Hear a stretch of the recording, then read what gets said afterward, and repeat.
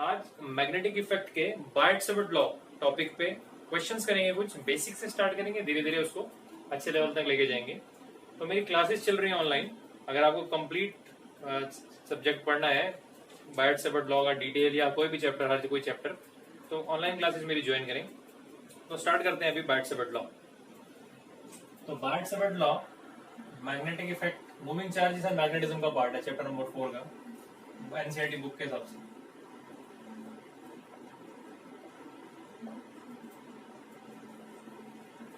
बार्ट-सेविट law magnetic field induction या magnetic field intensity किसी point पर निकालने के लिए एक लॉ है, किसी करंट कैरिंग एलिमेंट की वजह से। तो सपोज ये वायर है, इसमें करंट जा रहा है आई, और मुझे इस पॉइंट पे मैग्नेटिक फील्ड निकालना है इस एलिमेंट की वजह से। तो एक छोटा एलिमेंट यहाँ चूज किया हमने, ये करंट एलिमेंट कहते हैं इसे, आईडीएल। तो इस एलिमेंट, ये एलिमेंट का जो डायरेक्शन है वो ये डायरेक्शन दिख रहा है। ये कर्ड वायर है तो टेंजेंट बना लेंगे इस पे। अब यहां से इसको ज्वाइन करें, इसे आर वेक्टर कहते हैं, और इसके बीच में एंगल होता है थीटा। बेसिक डिस्क्रिप्शन दे रहा हूं। अब अगर मुझे इस एलिमेंट की वजह से, इस करंट कैरिंग एलिमेंट की वजह से पी पॉइंट पे मैग्नेटिक फील्ड निकालना हो, तो मैग्नेटिक फील्ड होता है small magnetic field dB, mu naught 4 pi I dl cross R, R cube. Vector form में, स्केलर फॉर्म में लिखे इसे, म्यू नॉट आई, स्पेंड करेंगे इसे,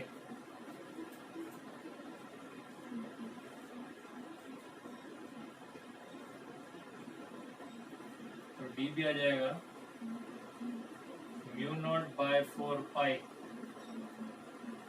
आई dl sine theta by R square. तो दोनों ही फॉर्म इंपॉर्टेंट है, दोनों याद रखनी होती है। थीटा डीएल वेक्टर और आर वेक्टर, आइडियल वेक्टर तो आर के बीच का एंगल होता है। अब म्यू नॉट होती है इसमें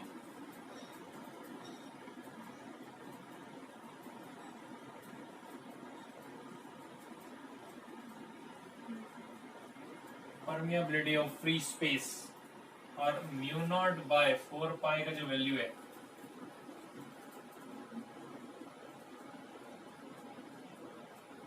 ये वैल्यू होता है 10⁻⁻7 Tesla metre per ampere.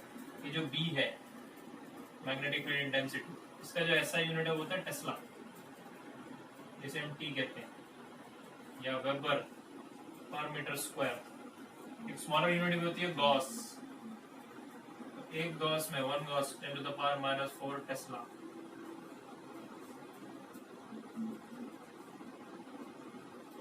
Basic बताया मैंने आपको बी क्या होता है। ये डी भी निकालते कैसे, बार्ट-सेविट लॉ काफी इंपॉर्टेंट लॉ है, बहुत सारे न्यूमेरिकल प्रॉब्लम इसमें एग्जाम में, बोर्ड में एग्जाम मतलब इसको क्वेश्चन आता है, तो ये हमें पता होना चाहिए। डीबी वेक्टर और डीबी, ये मैंने ऐसा यूनिट बताया, और ये गॉस और टेस्ला में स्मॉलर यूनिट और ऐसा यूनिट में रिलेशन आपको बताया। अब इसका एप्लीकेशन क्या है, एक स्ट्रेट वायर और एक सर्कुलर रिंग, ये बोर्ड्स में। तो स्ट्रेट वायर अगर मैं लूँ एक, तो यहाँ पे एक पॉइंट है P, current carrying wire, obviously magnetic field current carrying wire से ही बनेगा, ठीक है।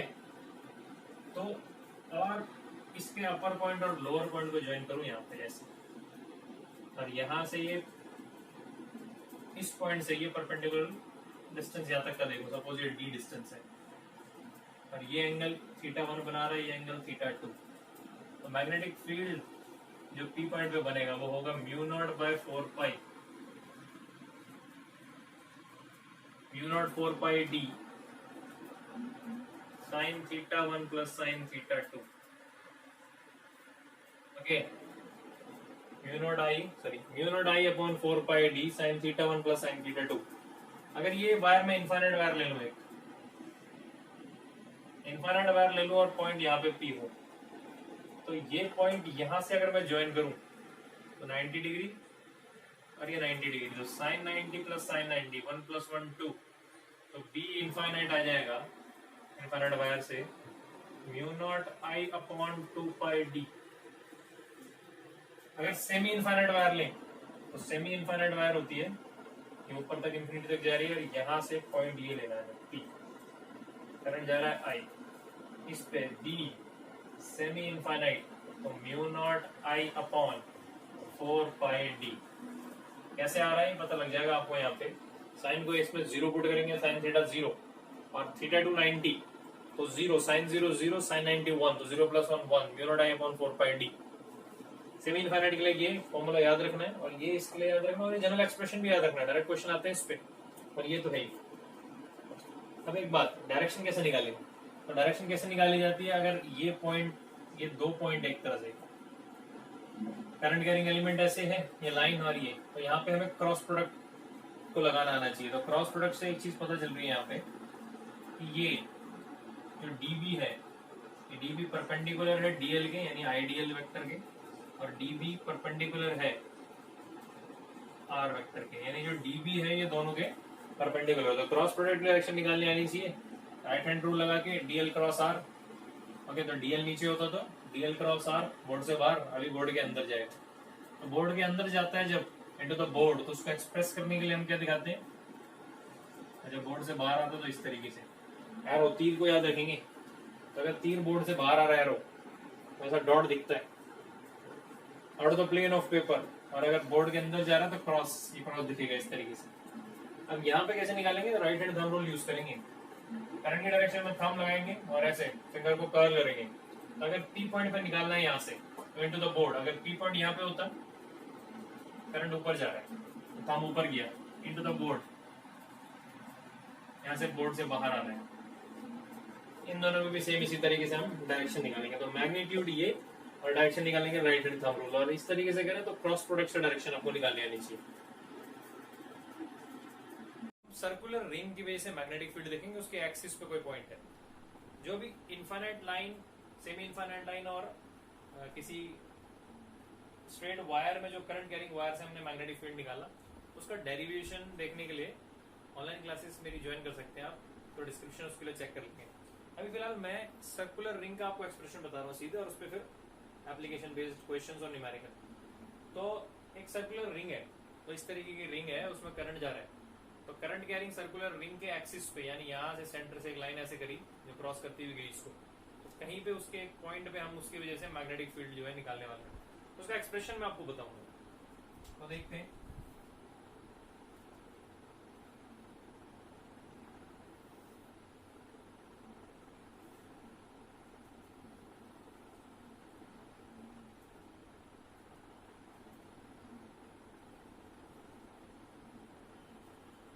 तो ये वो रिंग है, करंट कैरिंग रिंग। तो इसमें सपोज करंट ऐसे आ रहा है इस तरीके से, ये बोर्ड पे नहीं है, आधी बोर्ड पे आधी बोर्ड के अंदर ऐसे, और करंट आ रहा है बाहर इस तरीके से। यानी मैं अगर यहाँ से देखूं तो मुझे करंट ऐसे दिखना चाहिए क्लॉकवाइज।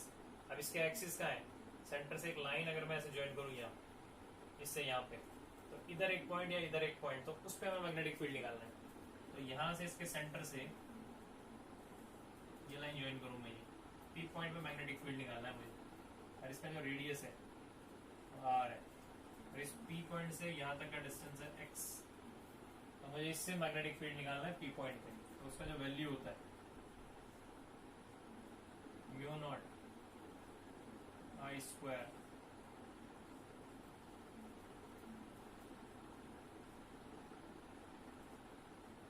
Three by two.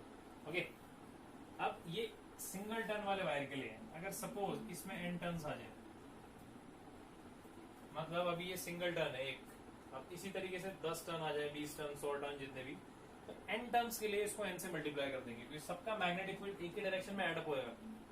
जैसे एक का इधर है तो दूसरे का भी उसी लाइन में एड होता चला जाएगा और सबका बराबर होगा, तो इसलिए इसको एन से हम मल्टीप्लाई कर देंगे। तो जनरल एक्सप्रेशन जो है वो ये होता है एन टर्न्स के लिए। एन टर्न्स का जो कॉइल है, सिंगल टर्न होगा तो एन को 1 पुट कर देना।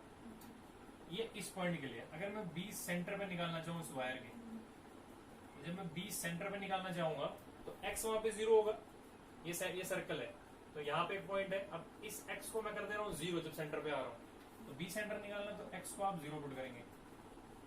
अगर मैं x को यहाँ 0 पुट कर रहा हूँ तो ये आ जाएगा नीचे r क्यूब, तो नीचे r आ जाएगा, कैंसिल हो गया, तो आ जाएगा mu not NI upon 2R। अगर n टर्न्स है, सिंगल टर्न होता है तो mu naught I upon 2R। Okay, तो ये हमें ध्यान रखना है कि सेंटर पे कितना, ये काफी इंपॉर्टेंट है। न्यूमेरिकल आएंगे डायरेक्ट इस पे, तो ये हमें पता होना चाहिए म्यू नॉट। डायरेक्शन की अगर बात करें तो डायरेक्शन कैसे निकालते हैं, right hand thumb rule use करेंगे यहाँ पे।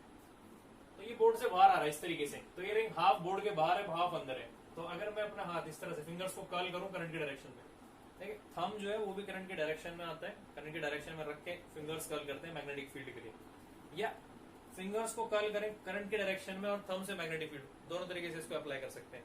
तो मैं यहाँ पे क्या कर रहा हूँ, ये रखी हुई है रिंग, आधी बोर्ड से बाहर है आधी अंदर, तो इस तरीके से फिंगर्स को कर्ल किया तो थंब जा रहा है इस तरफ टुवर्ड्स राइट। तो अगर पी पॉइंट पे मुझे निकालना है तो मैग्नेटिक फील्ड नेट बी, उसका डायरेक्शन ये होगा। और अगर ये पॉइंट इधर है तो इसका डायरेक्शन भी इधर होगा, इधर डायरेक्शन नहीं होगा, इधर ये डायरेक्शन होगा बी नेट का, जो भी इस पॉइंट पे बी नेट होगा, जो भी इस पे बी लिख रहा हूँ उसको मैं, सपोज ये क्यू पॉइंट है तो बी क्यू और बी पी। तो इस एक्सप्रेशन को जो है ध्यान रखना है हमें। इसकी वजह से हमने फील्ड निकाला यहाँ पे। अभी अगर इसको हम ग्राफिकली देखें, अगर हम इन्फिनिटी अप्रोच कर रहे हैं ना, जैसे जैसे हम इन्फिनिटी की तरफ अप्रोच कर रहे हैं, ऐसे बहुत दूर जा रहे हैं, तो इस इन्फिनिटी की तरफ अप्रोच कर रहे हैं तो बी जीरो को अप्रोच करेगा, इस तरफ भी और इस तरफ भी। तो अगर इसको ग्राफिकली हम ड्रॉ करें, बी को ग्राफिकली ड्रॉ करें as a function of X, मतलब मैं एक्स को बढ़ाऊं इस तरफ या इस तरफ, और बी का जो है वो मैग्नीट्यूड देखो, तो ग्राफ कुछ इस तरीके से आएगा।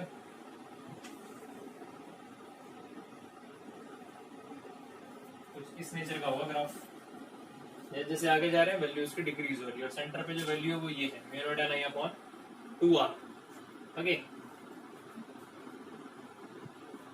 अब दोनों तरफ डायरेक्शन सेम है तो आप वेक्टर बी वेक्टर और एक्स का बनाएंगे, वो भी इसी तरीके से आएगा, और बी और एक्स का।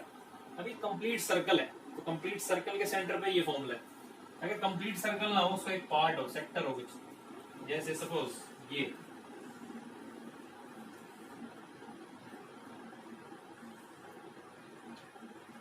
थीटा एंगल सब्सटेंड कर रहा हो ओ पॉइंट पे, और इसमें करंट जा रहा हो ऐसे।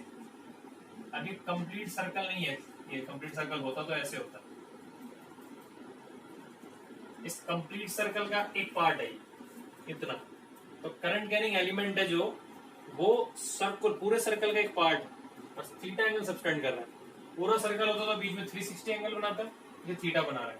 तो अगर इसका एक्सप्रेशन मुझे निकालना हो तो बी सेंटर, यहीं से देखेंगे बी इसका, तो म्यू नॉट एन आई, अगर टर्म्स है वैसे टर्म्स अगर ना हो तो 1, तो mu not an I upon 2R times theta by 2 pi.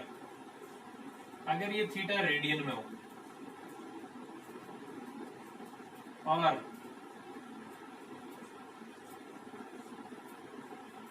Theta by 360 degree, अगर ये थीटा डिग्री में हो, ये बात ध्यान रखनी है हमें इसके एक्सप्रेशन। ये भी इंपॉर्टेंट है, जितना इंपॉर्टेंट ये है उतना इंपॉर्टेंट ये भी है, और जितने आपको स्ट्रेट वायर के पता है वो भी काफी इंपॉर्टेंट है, डायरेक्ट न्यूमेरिकल इसमें आता है।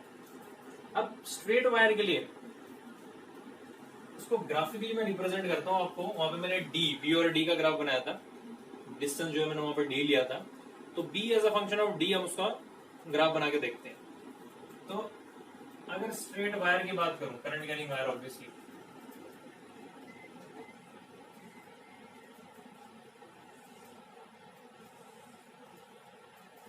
आपको मैं बनाऊं बी और डी, या एक्स बोल सकते हो डिस्टेंस। अगर ये वायर है, सपोज इनफाइनाइट वायर ये है, ये डिस्टेंस है, हमने डी बोला था वहां पे, तो बी डी का फंक्शन बी, इस तरीके से अगर इनके बीच में हम रिलेशन बनाए तो क्या बनेगा। तो देखना वहां पे म्यू नॉट, अगर इनफाइनाइट के लिए लें, mu naught I upon 2 pi D. तो अगर इसके वायर के बिल्कुल पास आ जाओ, डी को 0 कर दो, तो बी इन्फिनिटी अप्रोच करेगा, और अगर ये इन्फिनिटी पे जाए तो ये 0 का अप्रोच करेगा। मतलब ग्राफ को जिस तरीके से बनना चाहिए, और इनवर्स रिलेशन आ रहा है, इस तरीके से ग्राफ बनेगा। ऐसा इधर भी होगा। यहाँ पे मैं बी वेक्टर नहीं ले रहा हूँ, बी का सिर्फ मैग्नीट्यूड ले रहा हूँ, है ना। तो जब बी का मैग्नीट्यूड ले रहा हूँ, जैसे सपोज मैं आपको डायरेक्शन बताया, तो ये मेरे पास वायर है, जैसे मैंने वायर ली है, तो इसका डायरेक्शन इधर अंदर जा रहा है, और इधर आएगा बाहर। अगर एक पॉइंट ले लूं क्यू यहाँ पे, तो ये आएगा बाहर, तो डायरेक्शन अपोजिट है। अगर मैं डी इस तरफ जाऊं तो डायरेक्शन जो है इसका अपोजिट डायरेक्शन इस तरफ आएगा। लेकिन अगर सिर्फ मैं बी ले रहा हूं तो बी उसका सिर्फ मैग्नीट्यूड है, तो मैग्नीट्यूड इधर मैंने इस तरीके से लिया तो मैं सिर्फ मैग्नीट्यूड देख रहा हूं, इसलिए मैं यहीं पे इसी तरफ ग्राफ ड्रॉ करूंगा इसी। तो इस तरफ जाएंगे तो भी ये रिलेशन है, तो यहाँ पे भी ग्राफ इस तरीके से बनेगा। ओके, तो ये बी वेक्टर नहीं है, बी का मैग्नीट्यूड और डी। अच्छा, अगर मैं क्या करूं, थोड़ा सा चेंज करूं इसको, अगर डी और बी की जगह में बी वेक्टर का ग्राफ बनाने लगूं तो कुछ चेंजेस हमें करने पड़ेंगे। अब बी वेक्टर का जो मैग्नीट्यूड है वो तो यही है, तो अगर मैं राइट साइड जा रहा हूँ ओरिजिन से राइट, तो जब मैं ओरिजिन से राइट जा रहा हूँ तो क्रॉस दिख रहा है, ओरिजिन से लेफ्ट आ रहा हूँ तो डॉट दिख रहा है। यानी अगर ओरिजिन से राइट जा रहा हूँ तो इस डायरेक्शन में, और इसके लेफ्ट आ रहा हूँ तो इधर। तो अगर मैं इसको पॉजिटिव डायरेक्शन लेट कर रहा हूँ तो मुझे इसे नेगेटिव मानना चाहिए। तो अगर मैं बोल रहा हूँ ये पॉजिटिव है, मतलब अगर मैं ओरिजिन से आगे जाता हूँ तो इस एक्सिस में लाई करना चाहिए मेरा कर्व, और अगर मैं इधर जाता हूँ तो नेगेटिव मींस बी नेगेटिव, तो इधर जाना चाहिए। और नेचर ऐसा ही होगा, तो ग्राफ कुछ ऐसे बनने चाहिए, इधर वाला तो सेम, इधर वाले का नेचर सेम होना चाहिए, बट ये नेगेटिव होना चाहिए। तो नेगेटिव होगा तो इस तरीके से, तो ये बी वेक्टर और डी। अच्छा, अगर इधर की बात करें, ये सर्कुलर रिंग से मैंने बी बनाया, अगर मैं बी वेक्टर बना दूं तो कोई फर्क नहीं पड़ेगा। रीजन क्या है ना, यहाँ पे देखें, इस पॉइंट पे भी इधर डायरेक्शन है और इस पॉइंट पे भी इधर डायरेक्शन है, डायरेक्शन सेम है दोनों पे। तो जब दोनों में डायरेक्शन सेम है तो अगर मैं बी वेक्टर ले भी लूं तो इसी का तो कर्व का जो नेचर है वो यही बनेगा। तो ये हमें ध्यान रहना चाहिए कि बी या बी वेक्टर है, को इस तरीके से भी बना सकते हैं। सपोज अगर मैं क्या करूं, एमसीक्यू क्वेश्चन आते हैं ना आजकल, तो इस वजह से, तो अगर मैं इसको नेगेटिव डायरेक्शन कह दूं और इसको पॉजिटिव डायरेक्शन कह दूं, तो मैं इस कर्व को ऐसे भी बना सकता हूं कि डी इधर जा रहा है तो मैं इसको यहाँ पे नेगेटिव में बनाऊं, और मैं डी नेगेटिव ले रहा हूं तो ये पॉजिटिव है, यानी ऐसे। मतलब ये नहीं होना चाहिए फिर, तो ये और ये भी ठीक है और ये भी ठीक है। फिलहाल मैंने अभी ऐसे बनाया, तो आप इसको ऐसे बना लेंगे, तो उस तरीके से भी कर्व जो है वो ठीक है।